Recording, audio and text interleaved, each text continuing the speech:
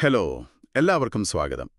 ഇന്ന് നമ്മൾ പ്രശ്നപരിഹാരം എന്ന വിഷയത്തിലേക്ക് കുറച്ചുകൂടി ആഴത്തിലിറങ്ങിച്ചെല്ലുകയാണ്. നമസ്കാരം. പ്രത്യേകിച്ചും എന്തുകൊണ്ടാണ് ചില പ്രശ്നങ്ങൾക്ക് നമുക്ക് പെട്ടെന്ന് ഉത്തരം കിട്ടാതെ പോകുന്നത്, ആ തടസ്സങ്ങൾ എന്തൊക്കെയാണ് എന്ന് നോക്കാം. നിങ്ങളുടെ MA സൈക്കോളജി പഠനത്തിലെ ബ്ലോക്ക് 4 യൂണിറ്റ് 4-ലെ ഉണ്ട്. അതിലെ ആശയങ്ങളെ അടിസ്ഥാനമാക്കിയാണ് നമ്മൾ സംസാരിക്കുന്നത്. അപ്പോൾ ഒരു സൈക്കോളജി വിദ്യാർത്ഥിയെ സംബന്ധിച്ചിടത്തോളം ഇത് വളരെ പ്രധാനപ്പെട്ടൊരു കാര്യം തന്നെയാണല്ലോ, അല്ലേ? തീർച്ചയായും. മനുഷ്യൻ എങ്ങനെ ചിന്തിക്കുന്നു, എവിടെയാണ് ആ ചിന്തകൾക്ക് തടസ്സം നേരിടുന്നത് എന്നൊക്കെ മനസ്സിലാക്കുന്നത് അത് അത്യാവശ്യമാണ്. അപ്പം നമുക്ക് വേർഥൈമർ പറഞ്ഞ ആ 2 തരം ചിന്തകളെക്കുറിച്ച് പറഞ്ഞു തുടങ്ങിയാലോ? പ്രൊഡക്റ്റീവ് തിങ്കിങ്ങും പിന്നെ റീപ്രൊഡക്റ്റീവ് തിങ്കിങ്ങും. ശരിയാണ്. പ്രൊഡക്റ്റീവ് എന്ന് പറയുമ്പോൾ പുതിയ വഴികൾ, പുതിയ ആശയങ്ങൾ ഒക്കെ കണ്ടെത്തുന്നത്. റീപ്രൊഡക്റ്റീവ് ആകുമ്പോൾ പണ്ട് ചെയ്ത പോലെ തന്നെ ആവർത്തിക്കുന്നത്. അതെ, ഈ റീപ്രൊഡക്റ്റീവ് ചിന്തയാണ് പലപ്പോഴും നമുക്ക് പാരയാകുന്നത്, അല്ലേ? അതെ. അതായത് മുന്നനുഭവം വെച്ച് ചെയ്യുന്നത് ചിലപ്പോൾ എളുപ്പമാണെന്ന് തോന്നും, പക്ഷേ പുതിയ സാഹചര്യങ്ങളിൽ അതൊരു തടസ്സമാകും. ഇവിടെയാണ് നമ്മൾ ഈ മെന്റൽ സെറ്റ് അല്ലെങ്കിൽ ഐൻസ്റ്റെല്ലുങ് എന്നൊക്കെ പറയുന്നത് വരുന്നത്. ഓക്കേ. ഒരു വഴി വിജയിച്ചു എന്ന് കണ്ടാൽ പിന്നെ എപ്പോഴും ആ വഴിക്ക് തന്നെ പോകാനൊരു ടെൻഡൻസി. കുറച്ചുകൂടി എളുപ്പമുള്ള വഴി മുന്നിലുണ്ടെങ്കിൽ പോലും അത് കാണില്ല. ലുച്ചിൻസിന്റെ ആ വാട്ടർ ജഗ് പ്രോബ്ലം അത് ഓർക്കുമ്പോൾ ഇത് വളരെ ക്ലിയർ ആണല്ലോ. അതെ. ഒരു ഫോർമുല B-A-2C വച്ച് കുറച്ച് കണക്ക് ചെയ്യും. പിന്നെ വളരെ സിമ്പിളായി A-C വച്ച് ചെയ്യാവുന്ന ഒരു കണക്ക് വരുമ്പോഴും ആളുകൾ കഷ്ടപ്പെട്ട് ആ പഴയ ഫോർമുല തന്നെ ഉപയോഗിക്കാൻ നോക്കും. എക്സാക്ട്ലി. അതാണ് മെന്റൽ സെറ്റ്. നമ്മൾ ഒരു രീതിയിൽ സെറ്റായി പോകുന്നു. ലാംഗർ ഇതിനെ മൈൻഡ്ലെസ്നെസ് എന്ന് വിളിച്ചിട്ടുണ്ട്. കാര്യമായിട്ട് ആലോചിക്കാതെ ഒരു ഓട്ടോമാറ്റിക് പൈലറ്റ് മോഡിൽ അങ്ങ് പോകും. ശരിയാണ്. അപ്പോൾ ക്രിയേറ്റീവായിട്ട് ചിന്തിക്കാൻ ഇത് സമ്മതിക്കില്ല. ഇല്ല. ഇനി മറ്റൊന്ന്, ഇതും നമ്മൾ എപ്പോഴും കാണുന്നതാണ്, ഫങ്ഷണൽ ഫിക്സഡ്നെസ്. ഒരു വസ്തുവിനെ അതിന്റെ സാധാരണ ഉപയോഗത്തിനപ്പുറം കാണാൻ പറ്റാത്ത അവസ്ഥ. അത് തന്നെ. ഡങ്കറുടെ ആ മെഴുകുതിരി പ്രശ്നം അത് ബെസ്റ്റ് ഉദാഹരണമാണ്. അതെ. ഭിത്തിയിൽ മെഴുകുതിരി വെക്കണം. കയ്യിലുള്ളത് മെഴുകുതിരി, പിന്നെ കുറച്ച് ആണികൾ, ഒരു തീപ്പെട്ടിപ്പെട്ടി. അപ്പോ സാധാരണഗതിയിൽ നമ്മൾ ചിന്തിക്കും, തീപ്പെട്ടിപ്പെട്ടി എന്തിനാ? കൊള്ളി കത്തിക്കാൻ.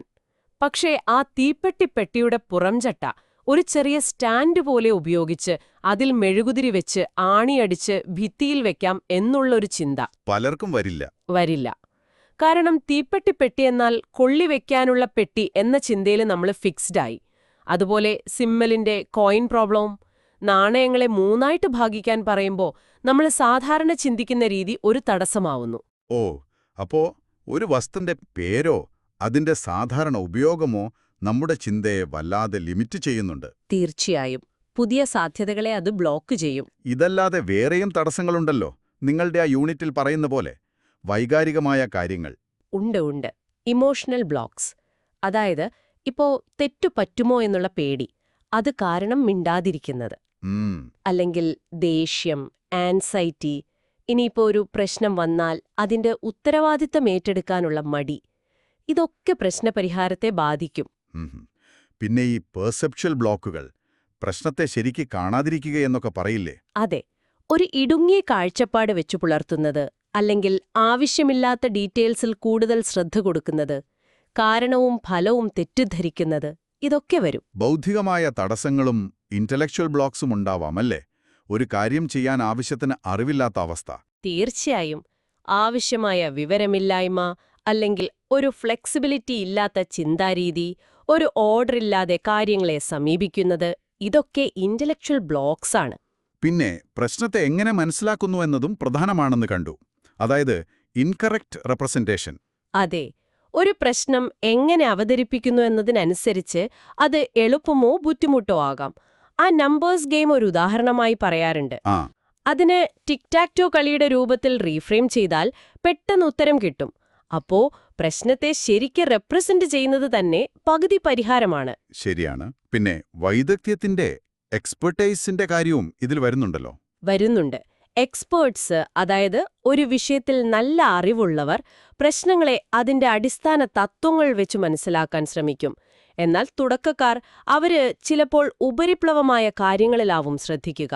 അപ്പോ അറിവൊരു പ്രധാന ഘടകം തന്നെയാണ്, അറിവില്ലായ്മ ഒരു തടസ്സം തന്നെ. അപ്പോ നമ്മളിപ്പോൾ സംസാരിച്ചത് വെച്ച് നോക്കുമ്പോൾ മെന്റൽ സെറ്റ്, ഫങ്ഷണൽ ഫിക്സഡ്നെസ് തുടങ്ങിയ ചിന്തകളിലെ സ്വാഭാവികമായ ചില രീതികളും, പിന്നെ നമ്മുടെ ഇമോഷൻസ്, അറിവ്, പ്രശ്നത്തെ കാണുന്ന രീതി, ഇതൊക്കെ നല്ല രീതിയിൽ പ്രശ്നം പരിഹരിക്കുന്നതിൽ നിന്ന് നമ്മളെ തടയാം. അതെ, ഏറ്റവും പ്രധാനം ഈ തടസ്സങ്ങളെക്കുറിച്ചൊരു ബോധ്യം ഉണ്ടാവുക എന്നതാണ്. എന്തുകൊണ്ടാണൊരു പ്രത്യേക പ്രശ്നത്തിൽ നമ്മൾ മുന്നോട്ടു പോകാൻ ബുദ്ധിമുട്ടുന്നത് എന്ന് തിരിച്ചറിയാൻ ഇത് സഹായിക്കും.